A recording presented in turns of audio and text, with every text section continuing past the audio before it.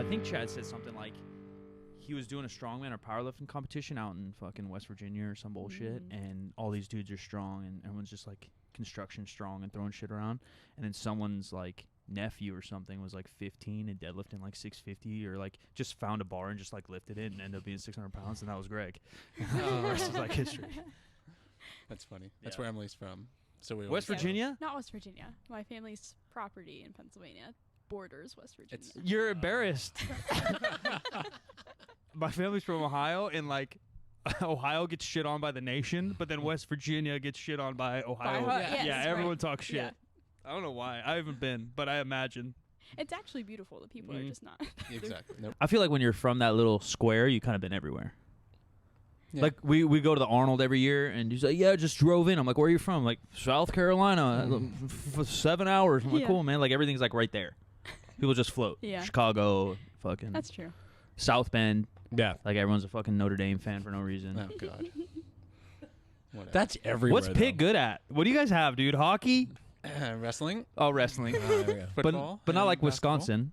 No. No. Not like God. the OH. The OH, dude. I don't know why we're good. We're just good. We're just good at everything. They're good at medical stuff. Does that count? Or just sports? Yeah. I guess. Nerds. Whatever. Well, Introduce our nerds, Jim. quick intro. We actually brought in a couple of our members. This is probably an ongoing series of bringing in members to talk about the things they do. And we have Dominic. Give me your last name. Violi. And Emily. Snee. All right. And you Very guys, West Virginia name. Thank Yeah. you. and you guys are physical therapists. Yes, Yeah. we are. Yes, we are. So you went to school for a long time. Yeah. So 4-year undergrad and then 3-year doctorate. There you go. What's the undergrad look like? Did you guys kind of know your paths? Do you know, like, all right, I'm going to go fix broken people and choose something? Because you can go get your PT and have, like, a business undergrad sometimes and stuff, kind of, yeah? Kind of. Maybe not recommended, but. Yeah, you can get psych, bio, exercise science, kinesiology, but you have to hit all those prereqs to get in. I think we both knew we wanted to do it early on. Mm-hmm. You guys, because you're meatheads or what? Sports? What led you there?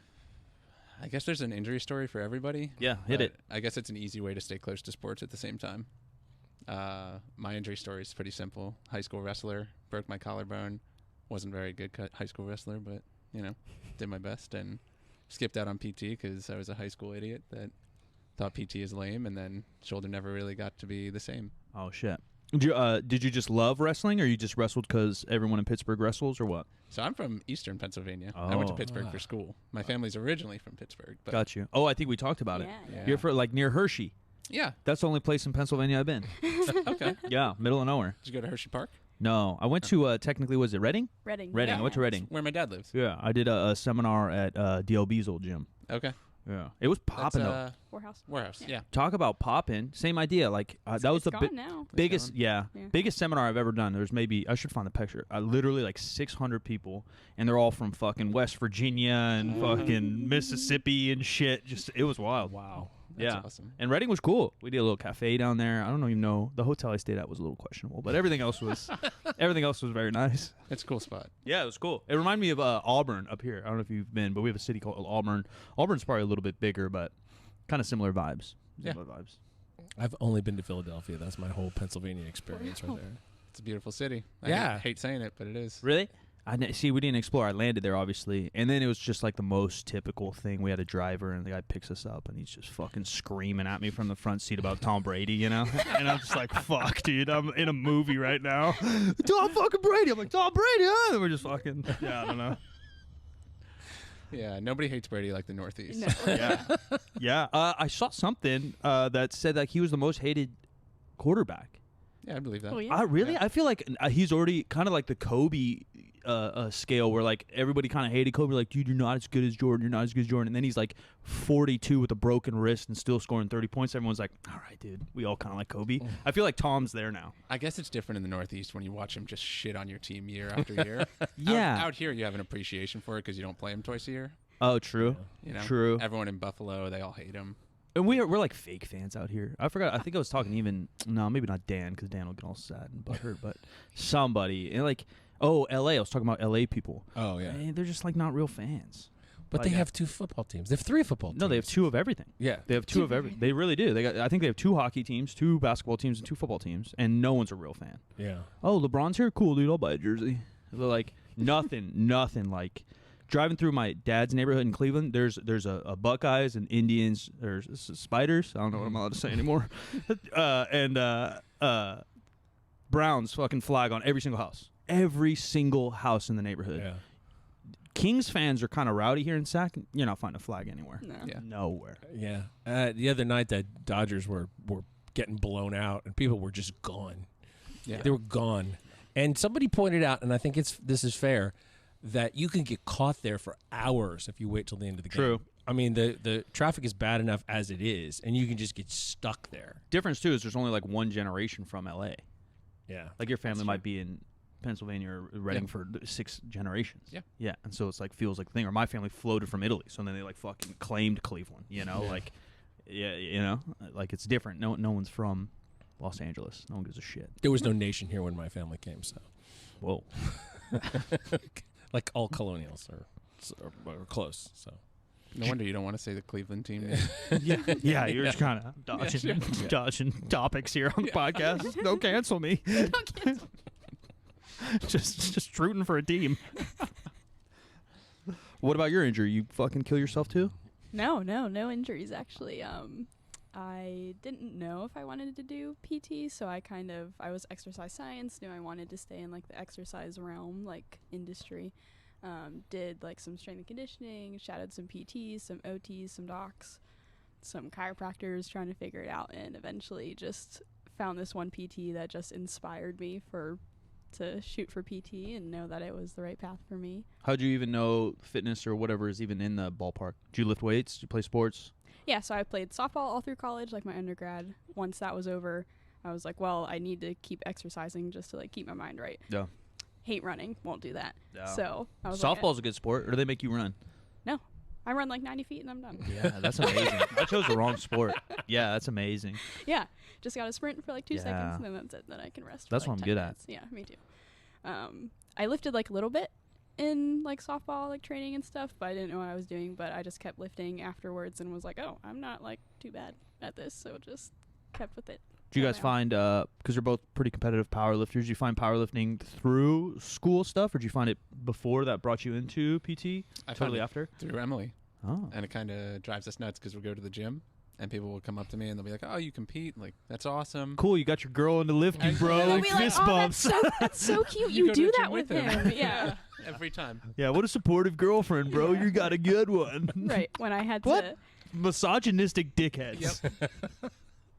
Yep. When we first met, he would not deadlift. He Oh, thought I no. was Nope. absolutely insane for doing that to my back.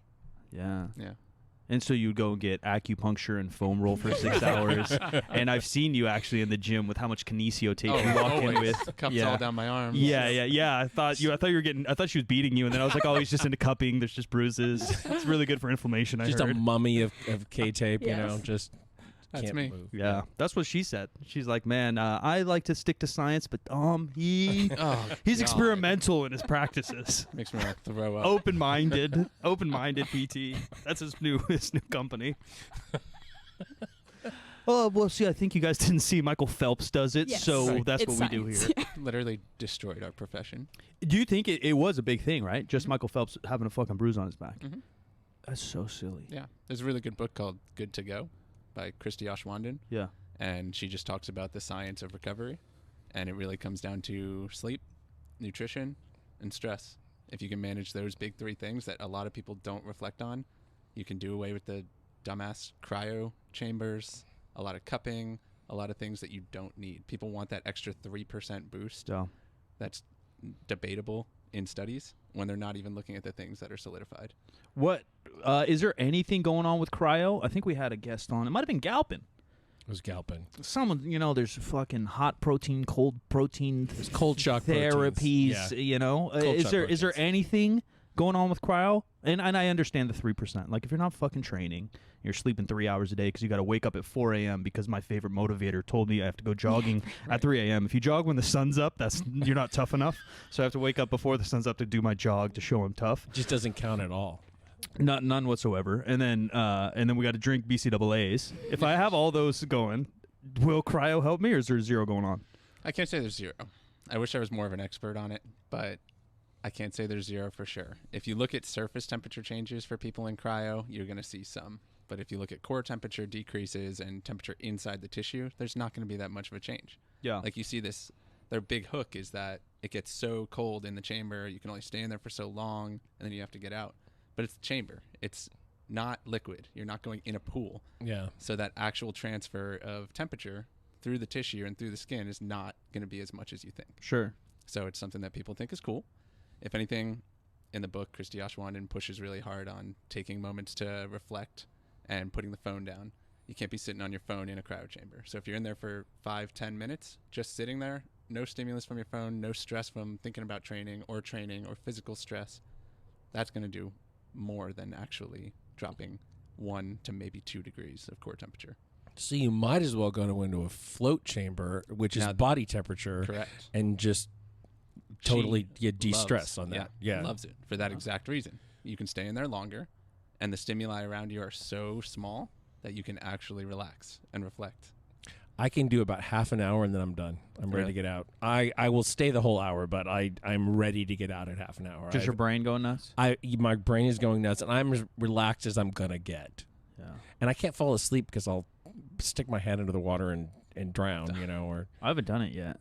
Kind of freaks me out. We haven't either. Yeah, I've never done one. Yeah. No. Yeah. Our friend works for a company here, Capital Floats, and they always try to get me in there. I'm like, I don't know. Because I've heard some people have some, like, psycho trips and stuff, too. Yeah. I got a dark head, I don't really think it's safe to unleash it. The way I would like to experience it, no one is doing. I would like it to be a water ride. Literally not in a thing, but actually moving. Like a slide. You've Like seen a slide, you've seen the water roller Yeah, coasters? it can be like It can just be it can just be flat. Oh, like a lazy like river. Lazy river. Oh, that's like cool. A totally What do you lazy want, a river, pina yeah. colada, a couple fucking mariachi bands? A straw with a pina colada would work. That sounds like recovery to me. Yeah, I'd recover a lot if I was doing that. I think. Like So, cupping, total bullshit.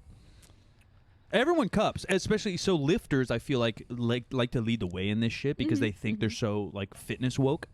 We got to come up with our own term, because like woke is like this political thing, but there's like the fitness woke folks. Like, oh, that's funny, BCAAs, Emily. Like, all right, bitch. Like, so they're the ones I bet you that made all that stuff popular. Like, who's the first one drilling their arm with a fucking vibrator? Who's the first one? Guns. Everything. Stuff. You name it. Like, it's a power lifter or a weightlifter, and they're spending thousands of dollars, sleeping like shit, eating fucking microwavable foods and protein concoctions. What are the main ones? Yeah, cupping. Where are we going to dig into? Oh, you were talking about the drill, and that there may be some use with the drill. There may be some use with the drill. How do you use the drill? And how I are don't these? use one. Oh, all right. So it sucks. It doesn't suck, but you always have to think of, like, when people are using these tools, what is their purpose? Because most of them, they don't even understand why they're using it. Yep. They just see their idol using it, and they're like, oh my god, I need that. They do their whole body, and then they go to lift. Use code Silent Mike if you guys are buying one, by the way. Do you sell one? No. Oh. Dude, I hate it. We don't have to name companies, but even in the last year, I've probably rejected like $60,000 worth of shit. This immunity thing just hit me up like, hey, $5,000 for a reel. And I'm like, there's some business. There's some raw business for you fucking internet folks. $5,000. And it's just this immunity thing. And I'm like, bro, I eat broccoli. Like, like I'm not going to tell thousands of people that this powder is going to save them from COVID and a cold. Right. Like, Yeah. I would love the $5,000, trust me. It would not hurt. But like, I just can't. And then the marketing in the guns world is nuts. Everyone's selling a gun now. Maybe we'll sell a gun. It would be kind of a funny thing to sell a gun, actually. A good company drill gun, because I hate them. I kind of like that now. I would like it's kind of like a sarcastic sale. I would like it to look Not like a actually do Luger. anything. Or or make it stupid cheap. Yeah. Also for like 10, because no way that thing's worth $790. Like some of them are $1,000. Unbelievable. Yeah. Well, you can get the little thing and put it on a jigsaw, and basically it's the same story. You don't have as 100%. many as many speeds, but Whatever. tennis ball or lacrosse ball on the Back to the stimulus and what they're thinking. So people think it's like a myofascial thing, I assume. I don't know what people think because I don't talk to people. I don't like them. I don't really like them that much, people in general. But right, I assume they put it up next to a foam roller in their brains. I suppose so. Like, I don't use one, but I think people think, like, oh, I'll use this stimulus to bring blood to my muscles or to, like, warm them up before I go work out, which is fine, but you could also just bike. Yeah. Yeah. You could also... What a concept. Yeah. Just The like, warm-up. What happened to the warm-up? You need a gun for that now. Right. You need tools. You can't just get your heart rate up Yeah. because your heart is what gets blood to your muscles. It's not little tools. I fixed every hurt I've ever had in 12 years of powerlifting by going for a walk. Every hurt. And I'm lucky. amazing. Like, I've never ripped a pec. I've never, I train smart-ish. I'm pretty Mhm. durable. Like, I'm just a little fucking, little pug build. But, like, yeah, like, my back hurts bad. Like, I can't take a poop in the morning bad. Like, it's hurt. My back has been very hurt. But I know it wasn't broken. Right. So I go for a walk. And then, a week, maybe 2 weeks, it feels pretty good. So a lot of it could be placebo effect. What it definitely probably isn't, I'm just saying, because anything can have a placebo effect, but it's not at all what they think it is. So if it helps them, whatever, but there's no reason to believe that it does anything special. Yeah. I mean, there's this weird pervasive thought in, patients and anyone that wants help that if this hurts, it must be doing something. Yeah, yeah. So one, it hurts. So in the moment, you're like, man, I just got to tough it out. I know it's going to be better. You take that painful stimulus away. A, they already think they feel better because you just took away something really painful. And B, they think that they just went through this traumatic experience, just like lifting. When you lift, you're going to have pain. It's going to be a little uncomfortable in the moment. But on the other side, you're like, all right, I'm glad I did that. I'm going to be bigger, faster, stronger. They think the same thing when you take away that painful stimulus, whether it's a really deep cup, whether you're beating on them with a massage gun. Or a butter knife? Yeah. What are these people The doing? scraping. It's Yeah. like when I'm obviously doing it for comedic fucking whatever, but like that's literally what people are doing. Whoever thought like, oh, your forearm hurts, bro, let me grab my butter knife real quick and I'm just gonna fucking and fix your grip problems. Oh, you missed your deadlifted grip? I got you. Right. Like people talk like that. Mhm. One of the biggest things is people take like ancient Eastern practices like cupping and Yeah. gua sha, and they think, well, if it's lasted this long, then it must be doing something. Yeah. But it doesn't usually stand up under peer review. So I understand that you have this baseline and you're thinking, okay, it must be doing something. Like we're eating the same foods that we ate so long ago because they must be doing something. But the fact is we have peer-reviewed science now, and the walk, the aerobic exercise, Yeah. it's way more effective, the dynamic warm-up. And people, I don't know if it's an intrinsic thing that they don't want to do that, or if they just have this trust in the healthcare system and they think, if this person gives me this, then it's going to get me better.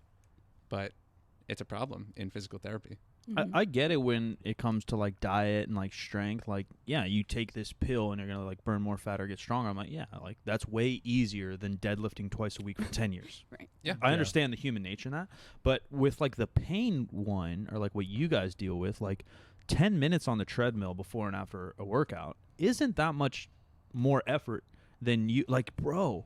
Fucking all these stupid tools you're doing on yourself, you get tired. Like that's effort, and it might be the pain thing you're talking about for sure. But like, I understand wanting to take the easy road. We're all humans. We're all lazy. sure. But why not? Yeah, an assault bike for 10 minutes. I don't know why it doesn't connect with these folks. Right. And I mean, most patients in physical therapy are coming once, maybe twice a week. Some of them get hooked into 3. But what's really going to make the difference with their pain? Is it a daily walk for 10 to 15 minutes? So you're doing that 7 times a week? Or is it that 30 minutes of me just crushing you with a Theragun? Yeah. Do you really think 30 minutes out of 24-hour days, 7 days a week is going to make that much of a difference? Because I don't think so. What's the stimulus? You use a little ART. I think we talked. A little bit. So, Not that much, yeah. but you're somewhere on board with it ish. Yeah. Ish. What's like the stimulus you guys think you're using or trying to, put into somebody when you're using ART versus like a myofascial release versus like a foam roller or what people are trying to do? Does that make sense? So if I'm being honest, Yeah. I will only really use ART if I think that person thinks they need it. Oh, you're playing mind games. Yeah. You're a witch doctor. Yeah. Because if I give them what they don't want, Yeah. they're not going to keep coming back to me. Of course. If they're like, oh, I don't know, Yeah. Taylor Atwood gets ART, so Yeah, I need yeah. ART. Like, I'm going to be a much better practitioner if I kind of listen to that and give that to them a 100%. little bit if it makes them do what I actually need them to do. Right. That's coaching. Yeah. Right? Like if you know your dude, you got to put him through 10 sets of squats today, and this dude hates squatting, you're going to let him do some bicep curls afterwards. Like, yeah, bro, we got 3 sets of 10 right as soon as you know squats because he likes to do bicep curls. Like that's just good coaching. Right. So you can be honest here. No judgments. No judgments on your witchcraft. My question about the cupping thing is it maybe actually sort of work like a counter irritant does, like a liniment or whatever, where it just causes a burning sensation that lets things release somewhere else because your body is like occupied with this burning sensation. Yeah, that's what my dad did. Like, oh, your ankle hurt, and then he fucking give me one in the shoulder. He's like, now your ankle don't hurt. And I'm like, yeah. Similar to that. Yeah. Yeah. You want to do gate control theory? Yeah. So what you're talking about is gate control theory. So if My dad was a scientist. Oh. No, he wasn't. So if I have like one spot in my back that hurts, it's like a square inch or something like that. It's basically like where tens came from. Right. So if I can cover a larger area, provide a stimulus that the body is not used to, and override that pain stimulus that it's used to feeling, it's less likely that you'll feel it afterwards. Yeah. And hopefully we can get more movement done or something like that. But that's basically what any of these tools are kind of going after. It's an old school mentality. Pain science is so complicated now, but the oldest look at it is gate control, that your pain processing and your regular somatosensation, so when you're just like touching your skin, shares the same pathway. So immediately, let's say you're grabbing a plate and you bump your arm. What's the first thing you're going to do? You're going to rub that spot because all of a sudden you want to override that signal. So you're going to override the pain by doing a sensation reflex. And screaming owie. Yeah, of course. That's what I do. But so a lot of these soft tissue techniques are using gate control. And I mean, that's out of what, 60s, 70s? Yeah, I'm probably older than that. Yeah. So, yeah, that's a little bit of just a game you're playing rather than fixing an issue. I assume, and maybe you guys can put it in better words than me, when you're actually trying to fix an issue, pain, performance, whatever, we're really just talking about strength? Yeah. I mean, is that like where your job, kind of the root of your job? Yeah. We like to tell patients that the change is made on the turf, the change is made on the floor. What we do on the table is to open up that window so that we can get out there. If you come in and you're in 8 out of 10 pain, 10 out of 10 pain, we're going to have to spend time on the table. Yeah. We introduce in range of motion, loosening up any soft tissue restrictions that you truly do have if you have them. And it could just be mobility work. But the real change is going to be made on the floor with the weight on the turf. Aren't there like franchises of companies that just basically you go in and somebody stretches you out? Stretch Lab. Yeah. Like that sounds weird. I kind of like it. But I'm never I stretching don't myself. hate it. Yeah. I don't hate it. Like actually having somebody stretch out your hamstrings is amazing. Yeah. No, I love that. That was the best thing about being an athlete. Yeah. It's like once you start moving up, my high school didn't have it, but yeah, you used to play a little college, someone fucking move your shit around for you. I'm like, this is great. I ain't touching my toes ever again. So, I mean, that's what it comes down to in PT, though. Like, Yeah. if the person comes in and they're expecting something and they leave and they say, man, that cup, there's that gun that you used on me. Dom's feel got the so best good. cup in the fucking game, bro. But they leave Yeah. and they go back. Let's say they're a high school football player. They have a great game. They're going to Yeah. come back every week. And there's a patient expectation. If he comes in 1 week and I'm like, all right, no more cup, we're going to hit sumo deadlifts today. Guy's never coming back. Yeah. There's an expectation that he expects us to fill when he comes into PT. Yeah. So how much of your treatment do you tailor to science and how much do you tailor to the patient expectations? Yeah, and the placebo of all these Fitzbos who took one certificate and then now teach you, fucking one glute clam, and then all of a sudden, like, yeah, actually, my glutes are super activated. They weren't activated before. I bet you guys hate that word. Glute Should we- amnesia. should we Yeah. Yeah, I hate it. We treated a Please tell it. treated a professional hockey player once. Drop his fucking name, dude. Never. Drop his fucking name. Such a good guy. He, Great deek. Great deek on that guy. Anyway, got told he was having back pain and like a little bit of hip pain, and got told by his trainer for the team, professional hockey team, that he had glute amnesia and he wasn't getting good glute activation. I have glute dementia. I can relate. Yeah, I can relate. So before every practice and every game, he would walk into the training table, lay on his stomach, and they would throw TENS pads on his bare ass and just shock him. That feels really good, though. I'm no joking aside. Just You've had shock that him. before. You let Love it. someone shock your butt. I shocked my own butt. I don't need no mans. I shock my own ass. It feels really good. He sort fixed him. It feels really good. Yeah. That's all I could say. I don't know what it did. I have a donkey back there, and it feels really good.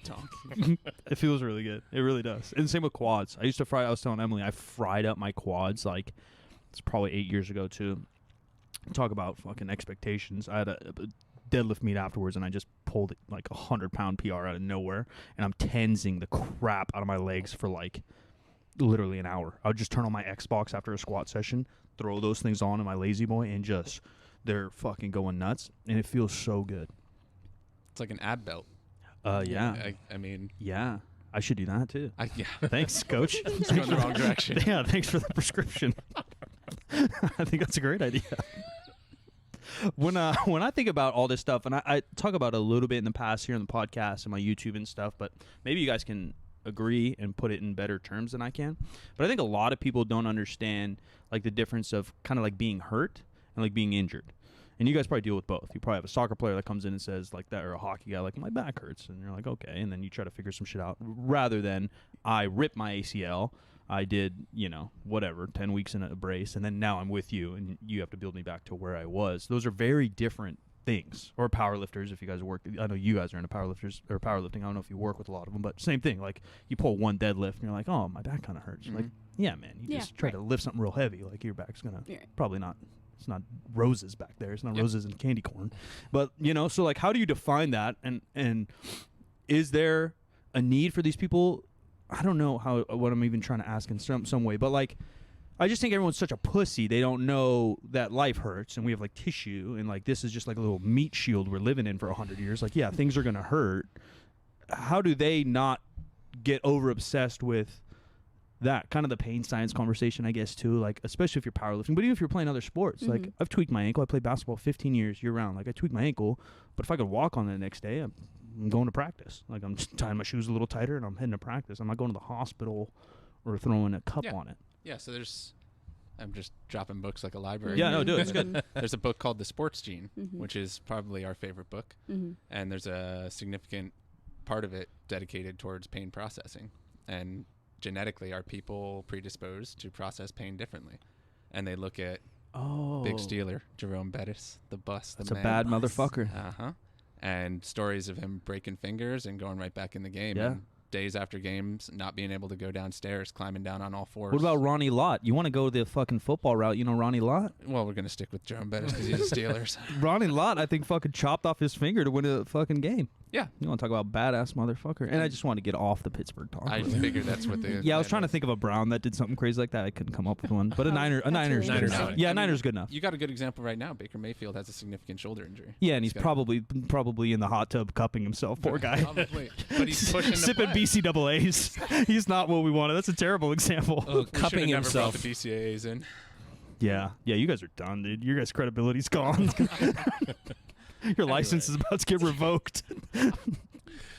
So is there a type of person or type of patient that is likely to be more compliant in your experience? Yeah, that pussy gene. There's a pussy gene, is what you're saying. Basically, yeah. Pain processing gene. I love that. What are they? What are? Do you remember the letters? Remember them now. Yeah.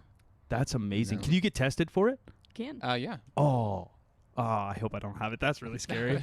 I'd rather like not know if I'm a pussy. They look at like professional athletes, professional linemen, and people like that, and they always have this gene where they have a lower or higher threshold for pain. Yeah. And they're able to do more and complain of lower pain. They'll do hot cold studies where they'll put a really like hot metal on them or a cold metal on them to the point where it gets uncomfortable, and they'll change the degrees over and over and see when do you perceive it as pain. And these linemen are just maniacs. In like a calm state? Mm-hmm. See, that I can't do. But if I'm a little fired up, yeah, I'll chop my head off. Yeah. Got to think of adrenaline and cortisol as well. Yeah. That's wild. But it's a little different. That's exactly the answer I wanted. Because then I'll just call everybody like, yo, bro, you got that puss gene. Like I was talking to my PT specialist and you ain't got it. You ain't got it. Yeah, you're not it. Or just Juwan Blair we were talking about. Yeah. Or like maybe his knee hurt like a motherfucker for all we know. Yeah. I mean, you can't knock the access to Toradol in professional athletes too. Yeah. That's true. Flying over to Germany, get some stem cells in you. There you go. I'm not saying anything, but I'm saying that the last couple of times that I had like cavities filled, I didn't have Novocaine or anything like No that. puss gene at this No. table. Humble brag. Just a little, really, because like I would bite my lip or whatever because everything was numb, and they're like, "You sure you want to?" Because you could go, and I'm like, "If it gets to be too much of a problem, you let us know." I was like, "Fine, just go." Mm-hmm. Never a problem, never an issue. Yeah. So I mean, it comes down to the individual, and you have patients that have a low threshold for pain, and you just have to tailor it to them. Oh yeah, I have patients that come in and they're like, "Well, it feels like weird like here, but yesterday it was weird like over here. Yikes.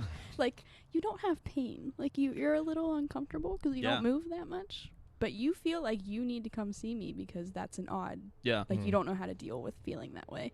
And sometimes I just want to tell people like you are alive. Like you're going to feel things in your life and that's okay, Right. but you can't always just like educate people in that way. You have to do it over a long Yeah. amount of time. And baby them a little bit. Because, baby 'em again, a we're little dealing with bit, humans. It's so complicated. Because Right. they're personalities. And, yeah, you say that, and they're like, well, I'm never going to deadlift then. Right. Because deadlifting hurt my back. Right. I heard someone at the table did deadlift before. But I mean, I actually have trouble getting into like sleep and nutrition with patients too, because a lot of times they don't want to talk about that. They want to come in and say like, "This is my pain. I'm here because you're a musculoskeletal expert. Fix my pain. Do the soft tissue. Show me the stretches, and I should be good." But the reality is, nutrition and sleep play such an important role in that pain threshold. Yeah. You cut people down to 4 or 5 hours of sleep, they're gonna have a lot of trouble. They're gonna perceive things as painful that aren't normally painful. So in Good to Go, the big statement is any idiot can keep training, but it takes an athlete to know when to rest. If you're cutting your sleep short to 4 hours a night because you need to get up and have that good lifting session in the morning, you're an idiot. Yeah. Everything's going to be painful. Something's going to break. You're not going to feel good. Get the sleep, take that day off, and then train harder the next day, and your body will thank you. Not to switch topics completely, but we were talking one time, too, about like posture.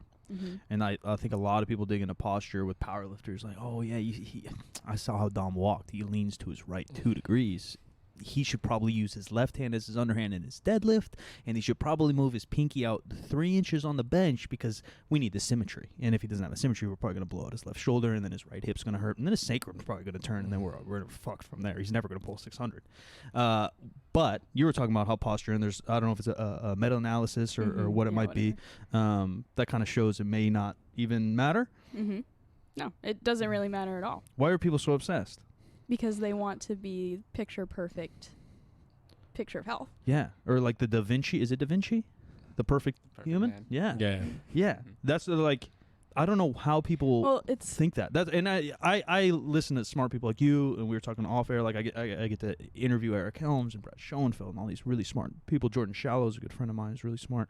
I've interviewed them for years, and so I just take my little brain tries to process what they do, and I say it real stupid to the world. You know, that's like my job. And like I'm like, you think you're symmetrical? Like you think there's anything perfect about us? Like I would be amazed if you could ever find me a person that is completely symmetrical. Besides Kyle, he's beautiful. Perfect. He's quite symmetrical. He was So slender. with his hair long. Oh, With you his hair miss long, it? yeah. Yeah, I liked it too. I cut his hair. I was the first one to cut his hair before that. It was like, because we were just stuck in the house during COVID, and I chopped up his hair. I was like, dude, you should just grow this thing out. It's cute. But yeah, why do people think that? Or like when they're squatting, like that's a big thing too. Like, oh man, you gotta have your feet perfect. Or oh no, my hips are a little off, so I move my right foot back an inch. Like, why are people so obsessed? What do they say? Majoring in the minors. Yeah. Well, because if you're not making progress, Yeah, if you suck, you have to say that it's something. So you give yourself something to work on, and you have an excuse at the same time. That's what I think about it. I mean, it's all psychological. So posture doesn't matter with injury, but does some of that? What if someone's always squatting with their right foot 1 inch back? Rock with it? If they've done it for 6 years, why? Yeah. Squat like you squat is what I usually Yeah. tell people. Yeah. Don't Mm-hmm. I bench don't like know you either. bench, squat I like mean, you squat, pull like you pull. Yeah. Unless to- it's really bad. Exactly. I was going to say it's to a point. Yeah, if you're twisting around, if it's messing up your squat, and then we want to fix your squat maybe, right? Right. But people want to fix the foot rather than to fix the foot to fix the squat. Right. If you have a perfect bar path and you can squat 500 pounds and you're pain-free and you turn your foot out a little, I don't care. Yeah. But if you have a trunk lean and you rotate on it, like maybe then we need to fix that. But Yeah. And even that, right? And correct me if I'm wrong, but that might even be just a motor pattern thing. That might be a practice thing. Yeah. That might not even be like, no, my right oblique's tight and my left hip's long or Right. something, right? It might just be like, no. Because I when I did hurt my back, or my back hurt, you start to do stuff when you start to rebuild and you start leaning to one side, and then I notice some hip shift because I'm just worried about my right side hurting, although it doesn't hurt, and I just don't have confidence in it. But that's just a motor, but that's just me practicing wrong. Mm-hmm. Yeah. How many people fucking practice wrong all the time? Like everyone. And it depends on the person. It's always going to be the easy Yeah. answer for us. But if you came in and you told us I've been training for 20 years, I've been squatting like this my How whole old do you life. think I am, dude? I was going to say you hit your one arm of 315 last week. And I've been training since I was 3. Thanks. But if you came in and you said I've been doing this forever, I'm not going to start introducing external cues and say, well, we're going to have you start squatting like this. I think it'll help you. If you've been doing it forever, you've got some mild pain, and I can find why you're having that pain, whether it's structural or just perceived, then I'm not going to change anything. If you're new to lifting, maybe you played football or wrestled your whole life and now you're getting into it, then we can introduce external cues. We can set up a nice, broad trunk for us to build off of. Yeah. So it depends on the person. Like, we worked with Taylor last year, and, he had a shift because his hip was hurting him. We didn't try to address that shift. We tried to address the soft tissue restrictions, the pain that he was having, and then let him right back into it. Yeah, he could easily go down as the best powerlifter of all time if he continues on his path. And what are you going to do? Like, that's such a pet peeve of mine in anything. Strength and conditioning coaches, anything. But I'm like, bro, you get Brett Favre. We'll go Midwest for you. Yeah. Take Brett Favre and you get him in the gym, and I just noticed that he steps weird on his right foot when we're doing, like, a ladder drill to warm up. Like, I'm going to correct fucking Brett Favre? Right. Like, fuck you. You know what I mean? Like, even if I have my CSCS and all this stuff, like, bro, fuck you. What makes you think you're going to make Brett Favre throw 3 yards further? And the assumption is that if you correct something so that it looks perfect, it's somehow going to actually be better as well, and there's no guarantee of that at all. I think most people just do it so then they could say, like, yeah, Brett Favre, that 63 yard, it would have only been 60 yard. He started working with me last summer. Yeah. Yeah. Now, fuck you. Fuck all of you out there. That's in PT and strength and conditioning. No, it's everywhere. That's Yeah. everywhere. Yeah. Everyone wants to play a role. Yeah. I'm sure in other shit too, chess and wherever there's like a coach authority thing, everyone wants to take credit for what's going on. Humans suck, dude. Yeah. That's why I mentioned I don't like nobody. Everybody's just full of shit. Nutrition coaches, I really brought Atwood on broccoli. I added broccoli, and you saw what he did at Worlds. Right. Yeah. You can't sell something unless you create a problem that you have a solution for. 100%. Yeah, and it's marketing, right? Like, I Yeah. get it. Like, this is my guy. I understand. The other thing, too, is, like, we won. Like, we beat Pitt. Like, bitch, you weren't on the field. Bitch, what are you doing? What are you doing? We didn't do shit. Maybe if you're the head coach. And even then, I coached sports for a long time. I would say, like, we as the team, but I didn't win shit, man. Right. Like, I'm not bleeding out there. Fucking silly bastards. So, what's more rewarding, for you guys, getting an athlete back up to speed, or getting a regular person who maybe has never moved much at all, and that's part of their problem. That's part of how they ended up being injured in the first place, back up to speed. It's a really good question. Oh, that's really hard. Yeah. Oh my gosh. You can be honest. Yeah. We can cut anything out you want to. Yeah, that too. That's yeah, a lie, Yeah, but talk anyway. shit and then we can edit it later. I guess personally, I like the high level athlete. I think it's more selfishly rewarding. You can Yeah. say like, oh, I got this athlete Yeah. back to a world championship. Like, I'm the best PT there is. And usually those people that are high level athletes, whatever you get them back to, that's like their identity. That's super important to them. Like, they don't know how to be anything else. So that's rewarding too. But I've also had patients that were hit by cars and didn't walk for a couple months, and Yeah. I've gotten them back to just a normal life. Like, they don't even exercise. They just can, like, go to a restaurant. Right, or work. Or work. Yeah. Right. And, like, I've had more emotional conversations and more emotional, like, goodbyes with patients like that.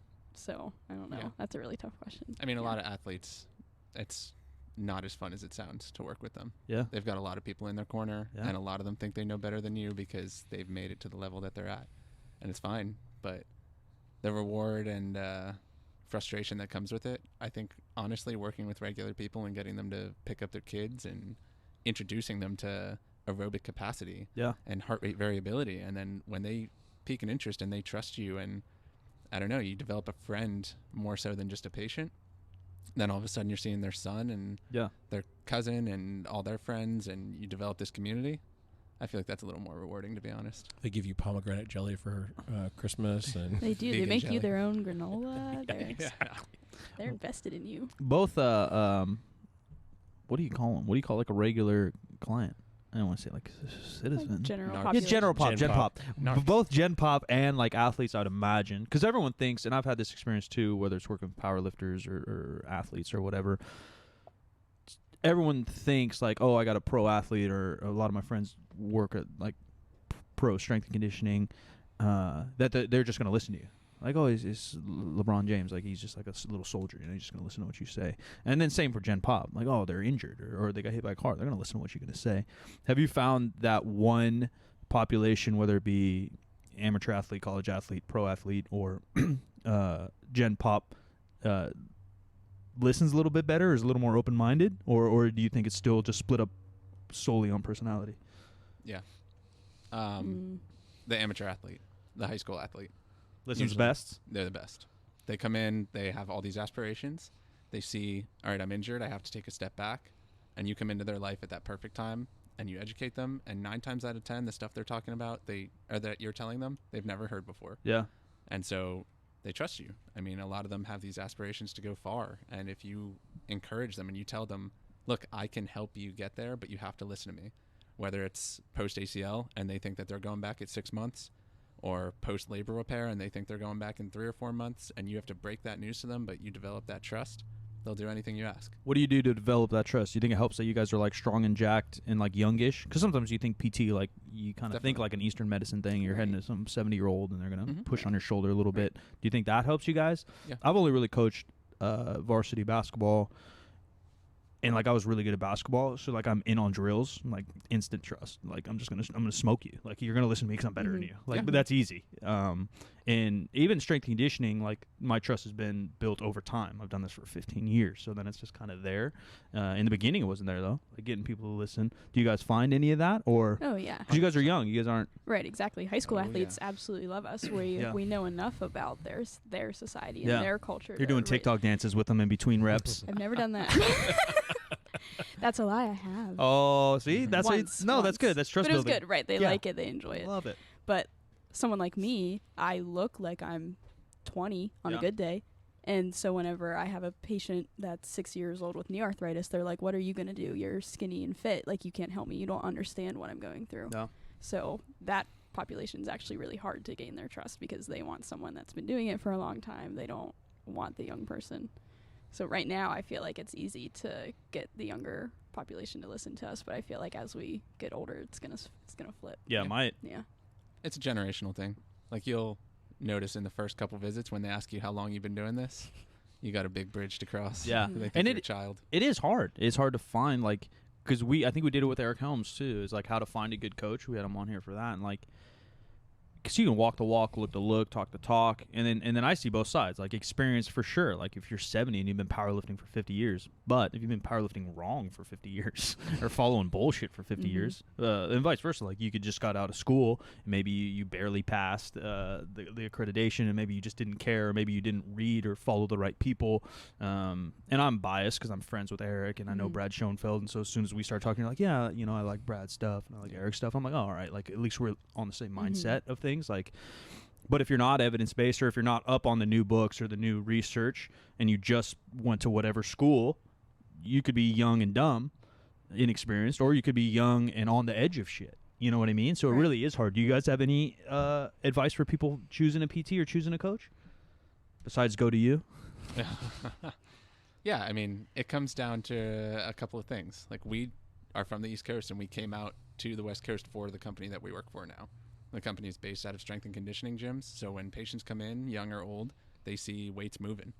They see squats going. They see deadlifts going. They see patients on the floor going through big mobility drills. It's not on the table. We don't own ultrasound in any of the clinics, and we don't even have STIM. Mm-mm. So it's an active environment, and it's going to encourage people. Their base of rehab is aerobic capacity. Yeah. So hearing you say, well, I get better by walking, that's fucking beautiful. Yeah. Like, we wish every patient would listen to that. Yeah. No one listens to me. That's why we have people like you on the show. But if you're going to PT and you're going into an environment that looks active, don't be afraid to question the PT. If the PT wants to go all hands-on, all modalities first visit, there's a chance they don't know what they're doing. Yeah. There's a chance they're buying time. If you're not moving your first visit, if you don't leave there with home exercises or at least a game plan moving forward, then you're just going in to give them money. You know what I mean? That, like I said before, that half hour of work, that 1 hour of work a week is not going to make the change. I love what we do, but if you came in once a week and you had chronic back pain and you were squatting 600-700 pounds, I am not going to make the difference in that 1 hour. Yeah. If I'm telling you to go through these drills every single day, before you squat, do this every single night. Every day you need to go on walk, you need to go on the assault bike. That's what's going to make the difference. That's brings up a big argument that I wanted to bring up too, because we did we've done, it's hard because we do a lot of like content, so some's like educational and some's kind of more entertainment, and you don't want to just talk sets and reps all day, it gets boring. And so we did one where we're joking about chiropractors, where I'm not a big fan of chiropractors, but how you just explained that whole little chapter there is a lot of my chiropractic experience. Yeah. Oh, okay, well the plan is you come in 3 times a week. I'm like, okay, that's the plan.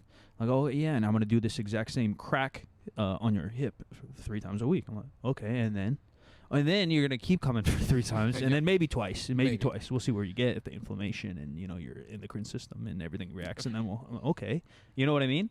What are your guys' thoughts on chiros? And the main question I had, because I scroll through Instagram and think of questions that piss me off, is people talking about like shit moving, like Dom, man, supposed to bench 315 today.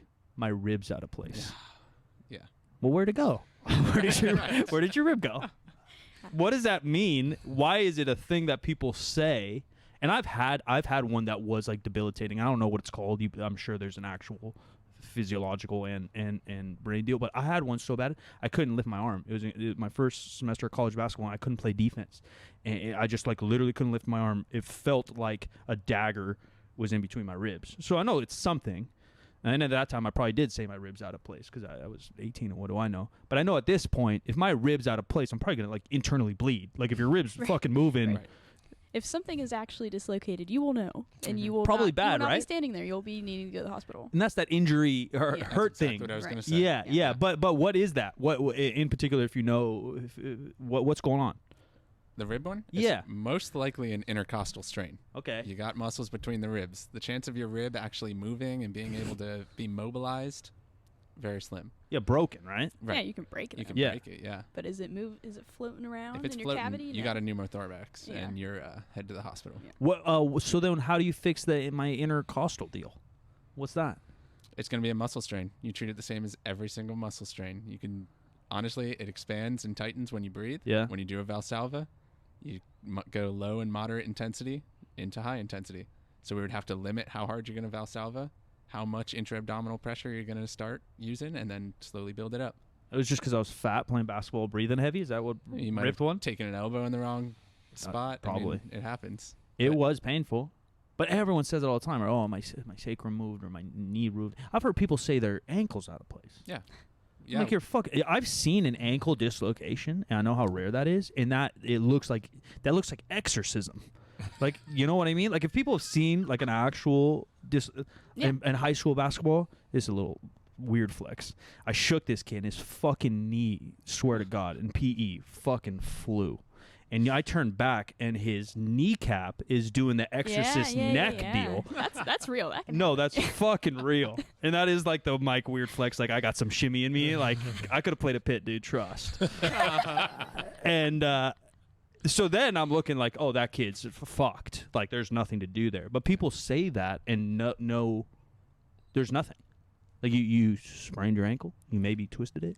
Usually people that we have patients all the time. Like, oh, I went to the doc, my shoulder's out of place, or my hip goes out of place, or my back's out of place. Yeah. It's usually because someone's told that to them. Right. So it starts in the medical community first. We need Or like a PE teacher. or like yeah, shit right. trainer.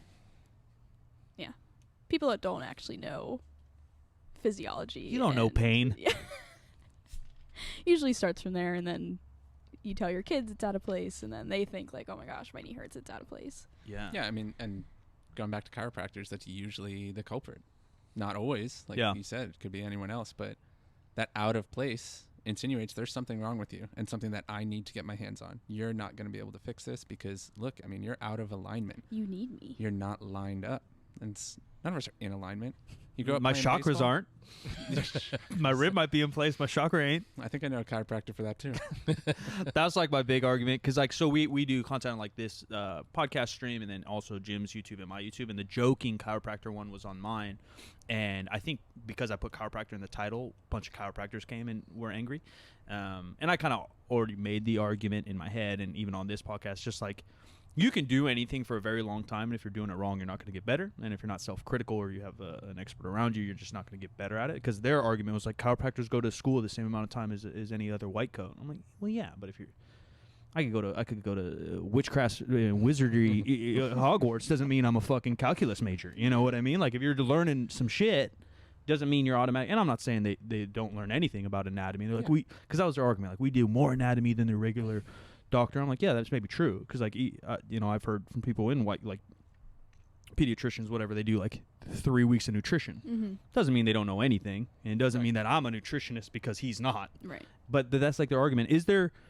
like a certain chiropractor school or anything that's like semi-science based, or are they all just kind of loonies? I'm not really sure, and I can't knock on every chiropractor because I'm sure there are great ones out there. Yeah, I only stamp my name on my boy Jordan, because Jordan, he chiropractors get his foot in the door, and then he just does a lot of evidence-based stuff. That's all that matters. Yeah, and he's a strength and conditioning guy, and he uses that to get somewhere. Yeah, there's some horrible PTs out there. Absolutely. Yeah. True. You're looking at two of them. True. True. What in like PT school, and obviously you guys only have the school you went to really go by, do they teach a lot of like random modalities along the way, or are you learning more general stuff and then you figure out your own practice? Like, are they teaching dry needling and stuff like that, or? So stuff like dry needling, no, just because it's not legal nationwide, so they're not going to put that on the national exam. But the curriculum now is basically based off of the research that we have from 20 years ago. Yeah. It's not up to date. So you don't learn cupping. You don't learn... Which is good then, right? Yes, yeah. But then it's easy because we don't know anything. So when these kids come out of school and they're a deer in headlights, and this PT that's been working for 5 years cups everybody, they're like, oh my gosh, I have to cup everybody. Yeah. Unless they actually start to self-reflect and do some research on their own. It's easy to get hooked into that because it's an easy crutch. Right. PT is divisive. Yeah. Yeah. Because we all go to...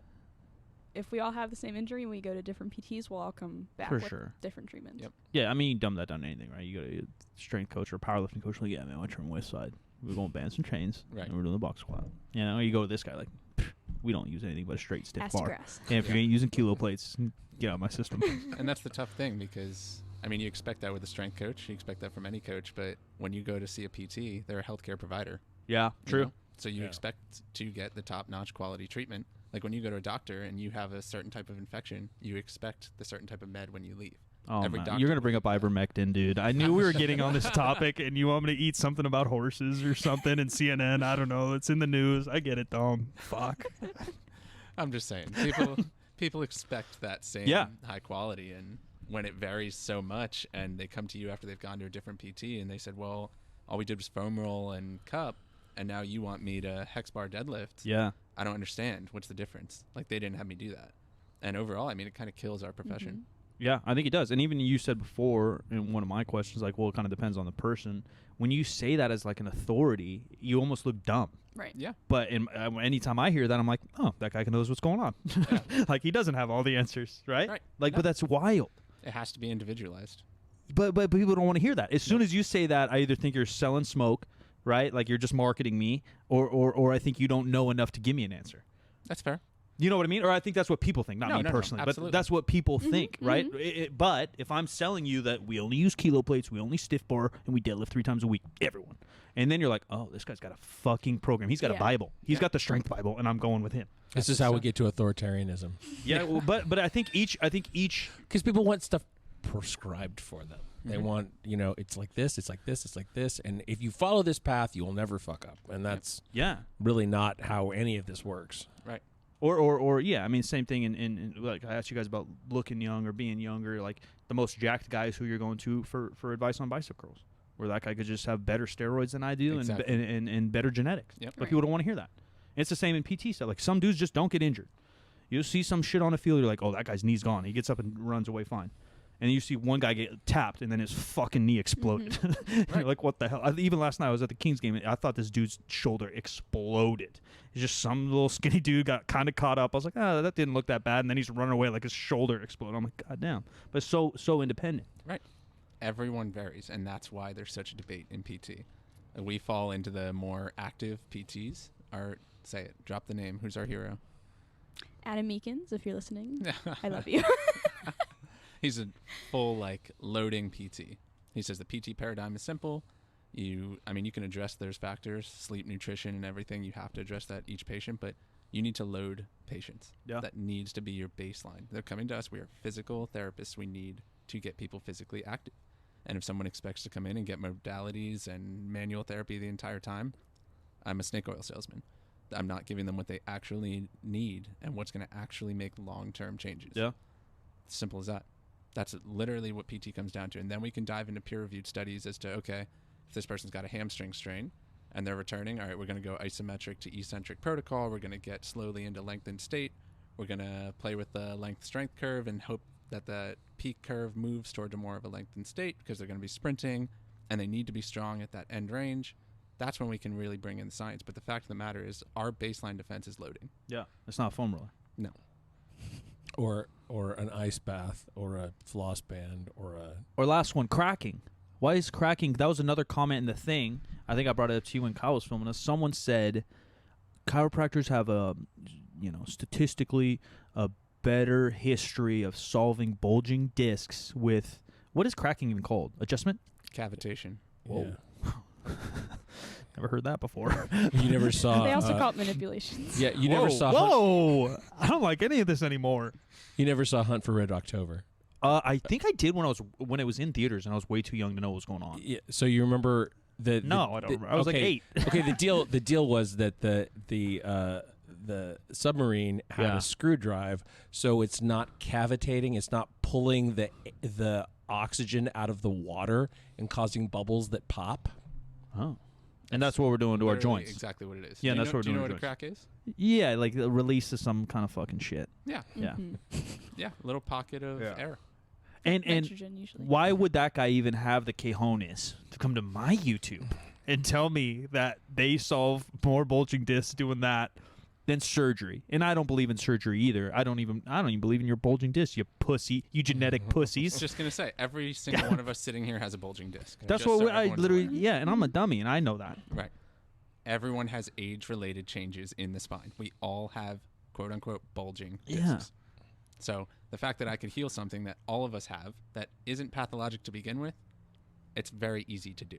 Oh, I get what you're saying. Do you know what I mean? Yeah.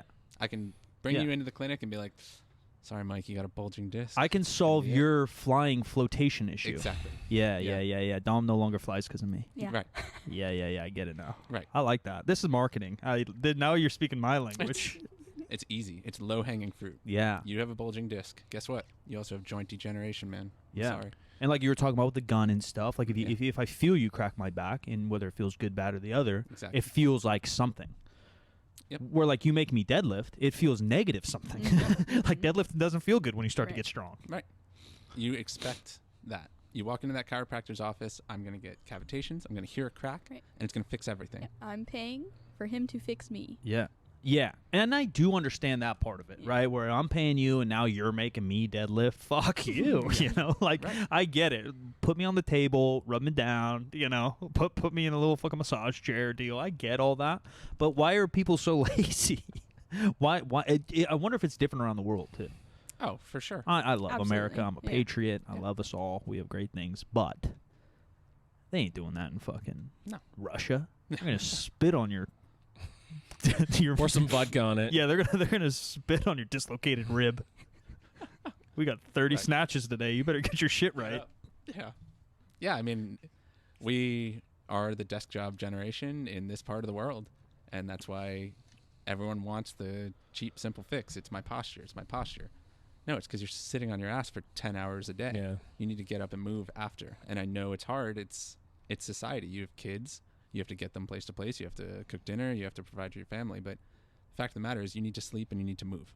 And as popular as like powerlifting, I forgot the number, but I mean it grew A lot. 600% from 2012 to 2017, and that's purely based on like USAPL registration numbers, let alone who's squatting more. But even anecdotally, I went to the same commercial gym when I was a kid, and then I visited my mom, went to it like 10 years later. More squat racks are in the gym, and more people like knee sleeves on squat, and you're like, all right, like there is change. And as much as we all see it, because we're kind of in this thing, like majority of folks still don't know what's going on. Or as much as CrossFit's popular, like in the scheme of things, it's not.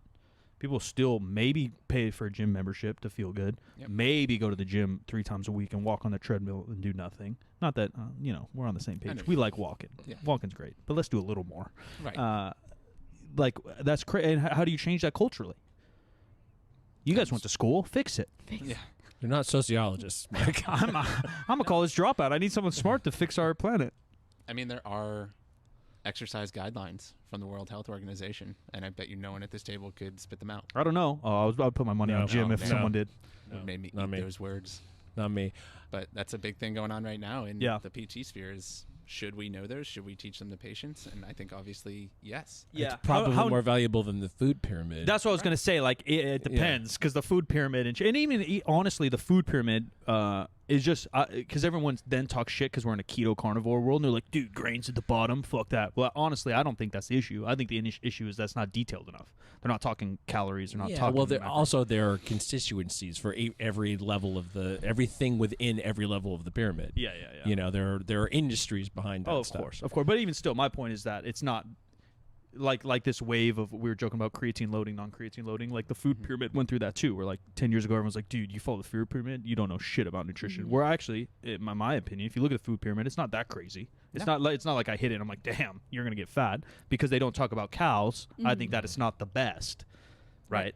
Yeah. Well, that's why it's a guideline. Sure. Right. Sure. Exactly. But they it can't is tell everybody exactly what to eat. It is sad they just teach you that in school though, like at least high school. Yeah. What's our WHO fucking? It's WHO, right? Yeah, World Health Organization. Yeah. Not the band, but what do they tell me to do exercise wise? So it's moderate intensity activity for, I believe, I want to say, Come on, you know it. 240 minutes a week. That's a lot. No, the high end is 120 for moderate. That sounds about for right. moderate. Okay. For like For low light, intensity, I think it's like 240 for light, a week. and there's supposed to be 2 resistance training days a week, so it should be about an hour. All of those or one of those? No. So it's either the 240 light throughout the week, or the moderate mixed with 2 resistance training days. But the issue then is this pussy gene we have that people don't even know what that is. That's fair. People don't know what moderate is. Yeah. Like a moderate workout's hard. Right. No powerlifter's doing a moderate workout. That's fair. Maybe if they're doing like a fucking like CrossFit or a balls to the wall, RPE 8-9 set of 10 on squats. Then you're like, now you're feeling it. Your heart's kicking a little bit. Well, that's when we talk about how healthy is the power lifter. Yeah, well, generally they're trash. Right, exactly. Because they demonize. I just did a stupid talk about it. They like cardio. What's that, Spanish? Like that stupid fucking meme that's been around 15 years. Like, no, you're just fat and lazy. Right. You can walk on the treadmill for a long time and it won't touch your 1 rep max. Yep. You're just out of shape. And it'll let you live longer. Yeah, and who knows, this recovery word that you love, it might even help a little bit if your fitness lines up. Yeah. Drop the foam roller. Get on the bike. Dude. If we could just snap our fingers, what are you getting rid of? Foam roller? Ooh. I'm getting rid of the foam roller. Mostly because I don't like it, and also because you're stupid. Get the fuck off it. Get off our turf. We have them here. I hate it. But kind of like you were talking about, like sometimes you got to throw a little underhand pitch to your folks. We'll fucking put a foam roller in 3rd Street. If it was my call. Can I get rid of tape? Does that count as one? Like kinesio tape? Yeah, what about like taping ankles? Does that work? For like 15 minutes until the tape loses its elasticity, and then it goes back to whatever you have. You know what I'm talking about though? Yeah, like if you have a player like a tape. brace, if you have like a brace, that's fantastic. But just like taping up your ankle, that's not saving you. Really? What if you tape like a motherfucker? You still think it'll stretch? Yeah. You sweat. Yeah. You sweat through the adhesive. I do have sweaty ankles. Mm-hmm. I know. You're smart, dude. Fucking smart. So what? But a regular brace, like a little nylon deal with the laces. ASO. That was like so popular in basketball. I never worn one. We were talking about that too. Feet. I got flat feet, Dom, like crazy. Like my fucking It's like my ankle goes into my side of my foot like this. It looks crazy. But I've never twisted my ankle in my life. Okay. I think it's a superpower. Does your family have flat feet? It's congenital? That's what we were talking about. That was a conversation. There's so many things I want to ask you guys about. People love the foot, right? Like, oh, your left glutes got dementia. Throw a golf ball in your right foot and you'll fix it. I almost did a spit take right there. That's what they to tell you. Like, roll your fucking feet all the time. And I'm sure there's something going on down there. Your foot's a muscle and there's structure down there. But why is everyone obsessed with feet besides perverts on the internet? Right. That part I understand. That part I completely. That I totally understand. A nice groomed toenail on a beautiful woman. I mean, there's a... Or whoever. Yeah. course, If you like men's feet, by all means, you hobbit Or loving whoever, fuckers. But I like a nice, beautiful woman foot. There's a significant association between ankle sprains and I believe it's contralateral hip strength. Mhm. So there's some studies that come out where they'll just take athletes in preseason, measure their ankle range of motion, their hip strength, knee strength, quad and hamstring, and they'll just track them throughout the year and see who gets injured. And there's a significant association between contralateral hip strength and ankle sprains. So what are we doing? Curtsy squats. I mean, Sure. yeah. Anything to help with that change of direction. Yeah. Like if the ankle, realistically, if you're driving off that lateral foot, you're using what? You're using the muscles of the ankle, the peroneals on the outside to maintain that rigid lever, and you're using the hip abductors on the outside of the hip. So people see that, and they see, man, there's an association, and they just completely ignore the hip strength, and they focus on, it's the ankle, we have to change the ankle. You need this. I mean, you got a million runner stores now that'll fit you for the perfect shoes and the $600 pronated special insert. Orthotics. And, Yeah. exactly. It's that or the opposite. Like if you want healthy feet, run in the woods on daggers barefoot. Have you ever read Born to Run? No, but Book shit 3. like that. That's 3 books that I've dropped so far. Yeah. Is that a good one or a bad It's one? a great one. Really? It's a great one. So I should be running barefoot and doing ayahuasca, and I feel like that's all the same world. Shooting bows, doing ayahuasca, and fucking running barefoot down the forest. I mean, I'm learning a lot about you. I know why you left Pittsburgh, dude. It wasn't for this job. You came to the California dream, dude. yeah, run barefoot. Yeah. You guys live in Davis. That's Yeah. We yeah. love it. But if I had you run barefoot outside Yeah. right now, what would happen? I'd cry and go home and say, Dom, I don't want to run no more. Yeah, you destroy your heels, right? Well, no, I'm just fat. But But yes, that's- it probably would also hurt. Yes. So, I mean, there is a general correlation, at least according to the book, between arthritis rates of ankle, knee, and hip and people running for prolonged periods in these heavily cushioned sneakers because you don't have to shock absorb.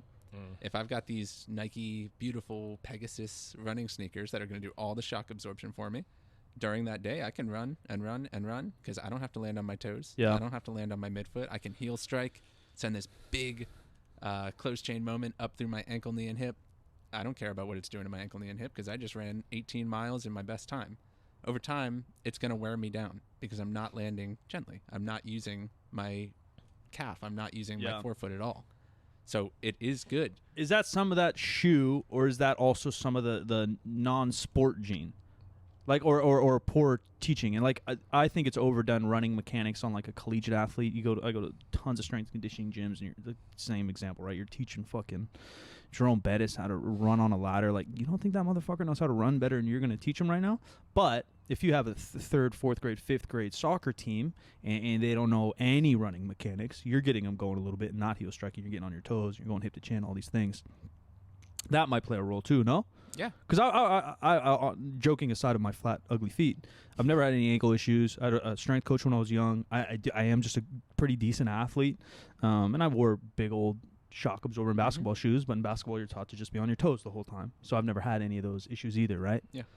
So half and half. I guess. I mean, she works closely with the young soccer players right now. But you work with anything like good soccer players too, and I think that makes it different. I think you have to be careful with the word good Uh, because there are so many people that will pay for their kids to play on really? these clubs. You know? There is politics. I didn't want to bring up my childhood, but I got cut from a team based on politics once when I was shitting in I was shitting on these kids in tryouts. Politics cut me, man. For what? What sport? Basketball. I only ever play basketball. Really? Yeah, I know. So shocking to me. Despite my great physique for whatever belly flopping contests, whatever it looks like I'm good at. Yeah, I went to a tiny high school. We didn't have football. Okay. Yeah, And I just love basketball. But I literally should have played any other sport. So is a little bit of it like the issue with concussions, where if everybody was still wearing leather helmets, so there would be fewer concussions because people wouldn't lead with their Yeah, head? you can't hit as hard. Yeah, like rugby. Yeah. You're saying with ankles? Yeah. And the shoes. Yeah. I mean, the take home from the book is we are an over-cushioned society. Yeah. You know? And do you have to develop any intrinsic foot and ankle strength early on? I mean, how early do you put kids in sneakers? Yeah. Toddlers taking their first steps. And I Yeah. understand it's good. It's going to protect their feet. Obviously, you don't want them walking on broken glass. And Right. we're in Sacramento, so needles or anything. But Damn, dude, shots fired. Hello, my city. but yeah, I mean, you have to develop that strength. Yeah. My ankles and my knees are loose. They're loose. They're like all over the place all the time. I'm constantly rolling an ankle. It doesn't hurt for more than a minute or whatever, but I can't walk on an even subtly uneven surface without tripping. Yeah. I'm all over the place. Yeah. My mom, crazy enough, had the same issue. Long distance runner, wore these nice cushioned shoes that had nothing to do with it, just rolls her ankles a lot, loved trail running. And 6 months ago, had an ankle replacement. Wow. Pretty rare. Yeah. But I didn't know that was a thing. yeah, destroyed the level of the joint.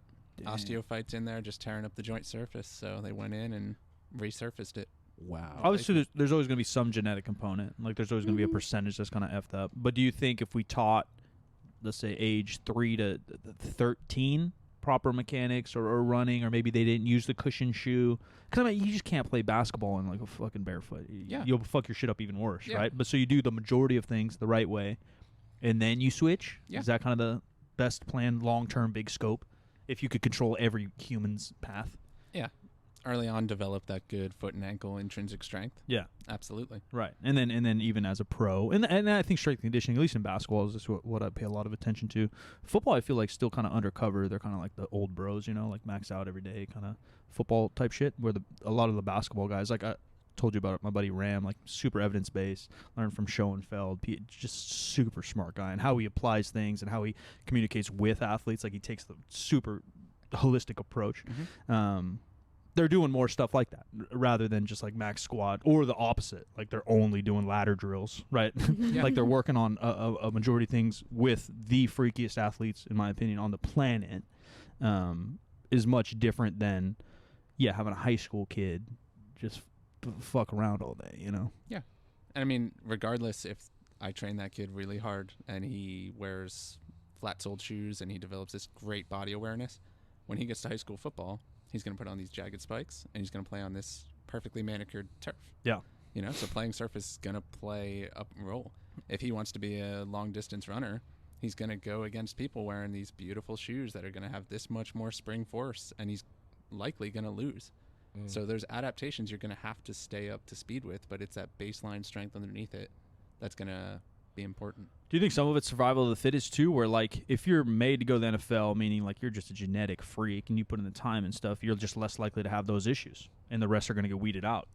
Yeah, generally those people that have the athletic ability to make it to those high levels also have the healing ability to heal from injury. Yeah, They or also- the hip strength you were talking Right, about. Like they just kind of have that because they're freaks, whether they work out or not. Right. It's just less likely to happen. And then injuries are going to happen regardless, right? There's going to be contact and Right. freak shit. Yeah. It's going to come down to a few different things. If you're an outlier, you're an outlier. You're going to have that genetic predisposition, and you're going to have the opportunity to showcase it. There's some pretty cool statistics on when you're born, how likely you are to become a professional hockey player. Because of Zodiac? Yes. No. Only Sagittarius makes it. Dom just confused me. I thought he's the evidence guy, and then now he's talking about Capricorn only going to the MLB. If you're born in the beginning of the year, when right after the age cutoff, Oh, yeah. versus born at the end of the year. Yeah. That was me. Yeah. I was like a year old, and I'm just punking kids. Yeah, you're giant. I looked like this in 8th grade, swear to God. Beard and everything. Yeah, the beard was just a hair less, but I was punking people. No, that 100% makes sense. Yeah, so it's having the opportunity. If I'm bigger by the time they select the Little League All-Star team, I'm going to get more looks. I'm going to get selected. Yeah. And I'm going to get more scouts looking at me. I'm going to get to play in these off-season tournaments, and I'm going to be able to showcase it.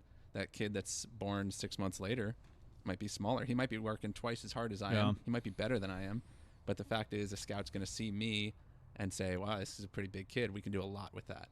let's select him to the team. Let's see what he can do. Yeah, And especially now where like the junior high kids are getting signed. Even when I was in high school, like junior high kids are getting full rides. Yeah. The D1, like so different. Where you hear guys like Dennis Rodman, like didn't play basketball until he went to junior college. He was like drafted at like age 25 from a junior college. You know, like that's not gonna happen now. How long do you feel like you were watching Zion? High Yeah, school yeah. highlights? No, he was It on like ESPN. 6 years. Yeah, he was on fucking ESPN. Yep, I played in high against school. I played against a guy who had a full ride to UCLA in 7th grade.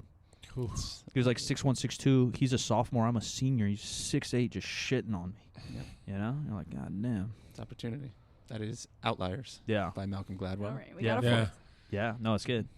I don't read. I'm not recommending books, but you should. It's all audible. I could do that sometimes. My Yeah, brain. I that's why I don't do the dunk tank deal or the. Oh, My brain you is need just won't. float. Yeah, my brain. Float. I'll start. Yeah, who knows? My brain. I'll become a Superman in that thing. My brain will open the capsule with its thoughts. If I sit too long, I'm scared. I'm scared too. Think about living with me for 33 years in my own head. On that note, Yeah. I think we should let's say we would like to have you back again, like anytime. Yeah, we'll chat. It's fun to have like this much brain power going on in one room because Mike and I can't light up a dim bulb I'm together. stupid. But Yeah, I'm stupid. Yeah, I mean, if you ever want to do like injury prevention stuff, Yeah. case studies. Yeah, we'll get or- there next because that's what we talked about a little bit too. Mhm. Kyle just started asking questions while I was doing cardio and bothered Emily's poor bench session. Yeah, I didn't finish that very well. Fucking Kyle, Yeah. dude. But we were talking about stuff like that and the posture thing, and yeah, maybe we'll get into some prehab, get into rehab, and maybe lock it down to some. I had tons of questions today, and we bounced everywhere. But we can get into like powerlifting. 'Cause Yeah. that's who's listening. At least strength Mhm. athletes, strongman, et cetera, et cetera. And we Yeah. can Mhm. maybe get some tips and tricks for these people to get off the foam roller and their $700 drills. Yeah, take a walk. Yeah. You guys want to plug away? How can people find you, whether it be on the internet or maybe even if they're in NorCal and need some help? Yeah, we work at Keim Performance Physical Therapy in Davis. We love our little Davis town. It's nice. But they have locations in El Dorado Hills, Sacramento, Roseville, and obviously Davis. Emily runs an Instagram for both of us. I've never really been on Instagram before, but Yeah, if you want to contact Dom, it will not be through social It'll be media. through you. It'll be through me. exactly. I'm the only one that will respond. But on Instagram, it's PT and plants, all one word, all lowercase. We're kind of active on there, not really. But Do you know why it's and plants? You're vegans. Yeah, buddy. Because I think I Takes an offered you a hour. protein bar or something. Yeah. And you're like, I can't. I'm like, fuck. You got to be the only vegans to ever come out of Pennsylvania. Oh, for sure. Yeah. Oh, Yeah. for sure. They're just eating fucking fast food and watching Steelers. That's all they do out Is your there. family Italian? Yeah. Yeah, okay. So my grandmother's off the boat and super Italian. When I told her I was going to stop eating meat, bald. Yeah. Bawled her eyes out crying. I would What are you too. going to eat? That's embarrassing. It's embarrassing. Oh my Yeah. god. That's embarrassing. You're probably the first Italian fucking. Everyone says, yeah, no, we can't do that, dude. That's why you live to Davis now. I had to leave. You got exiled. I got Yeah, they kicked us out. No holidays out there. I would too, probably. That's actually, you guys aren't welcome back on the show now that you mention it. Yeah. It was nice knowing you. Whatever. Ladies and gentlemen, new show every Wednesday. Thanks for kicking it. Give us a rating and review, share on Twitter, all that. We'll repost. Appreciate you on Mike. Silent Mike, I guess. Everywhere you want to find me with 2Ks and 3sb.co. Check out the gym and what's going on. Also, our Topic Thunder episodes on Fridays. The audio versions once a week. Video version is Mondays and Wednesdays on Mike's channel. 10-minute shows. You may or may not encounter facts there. That's just what it's. Yeah, get over it. Yeah, it's just what it's. This is what it's like. We're not free education here. This isn't UC Davis and UC Berkeley fucking phys ed. Sometimes I just want to make you guys laugh. Just come along for the ride. Yeah. Hey, content is content. I am at the Jim McD on all the social medias. The show is 50% facts, where percent is word. 50 is just numbers, and we'll talk to you next time.